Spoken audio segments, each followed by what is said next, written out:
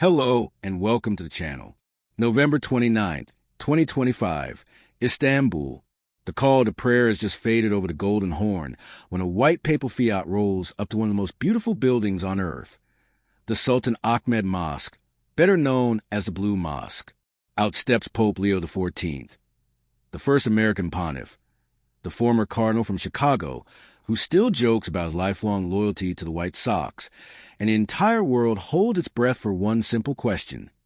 Will he pray?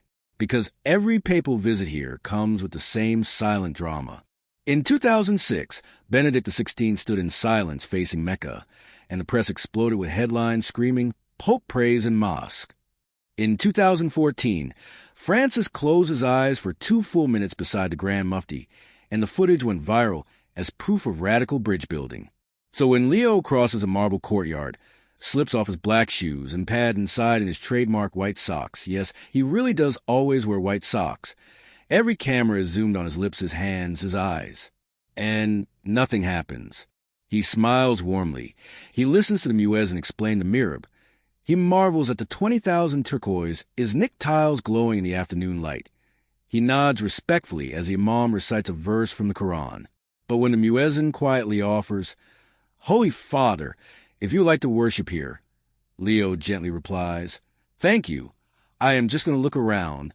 No bowed head, no closed eyes, no moment of silent prayer. Just a visitor, profoundly respectful, visibly moved, but unmistakably keeping the line.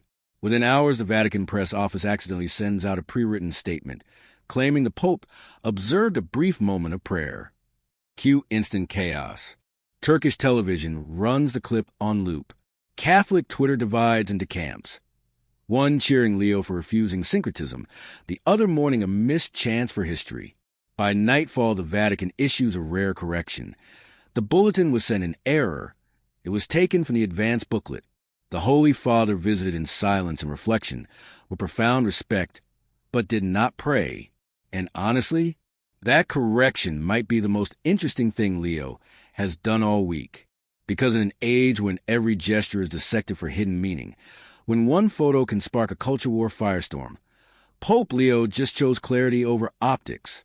He came, "I saw, I respected, but I did not pray." Not because he hates Muslims. The man spent 20 minutes hugging the Grand Mufti and praising the beauty of the mosque. But because he believes real dialogue begins with honesty, not performance. You don't have to pretend to be something you're not to show love. The rest of the day was pure Leo, raw, joyful, and unscripted. He dashed across the city to the Fanner, the tiny headquarters of ecumenical Patriarch Bartholomew, spiritual leader of 300 million Orthodox Christians. The two men, Catholic Pope and Orthodox Patriarch, have been separated by 1,000 years of schism, yet they greeted each other like long-lost brothers. They prayed side by side at the Patriarchal Church of St. George, signed a joint declaration rejecting any use of religion to justify violence. And then Leo did something popes almost never do. He asked Bartholomew to bless him. The Patriarch placed his hands on the Pope's head, and for a full minute, the only sound was gentle weeping from the clergy packed into the tiny chapel. Later, at a packed mass in Istanbul's Volkswagen Arena, yes, an actual basketball stadium turned cathedral for the day, 7,000 Catholics from every corner of the Middle East waved flags from Lebanon, Syria, Iraq, Armenia, and the Philippines.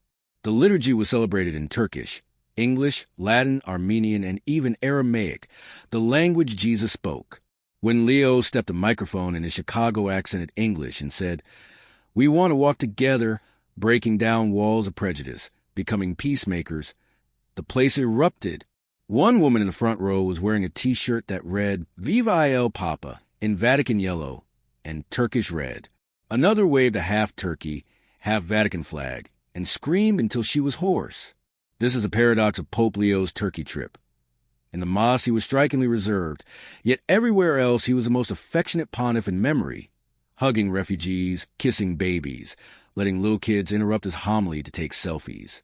He marked the 60th anniversary of Nostra Aetate, the Vatican II document that revolutionized Catholic relations with other religions, not with a diplomatic speech, but with actions. Shoes off in the mosque, knees bent before the Orthodox Patriarch, arms wide open for the tiny Catholic flock in a Muslim-majority land. And maybe that's the takeaway. Dialogue isn't about pretending differences don't exist. It's about loving across those differences without losing who you are. Leo removed his shoes as a sign of respect. But he kept his prayer for the altar because that's where Catholics believe Christ is truly present. Some will call it cautious. Others will call it courageous. But no one can call it unclear.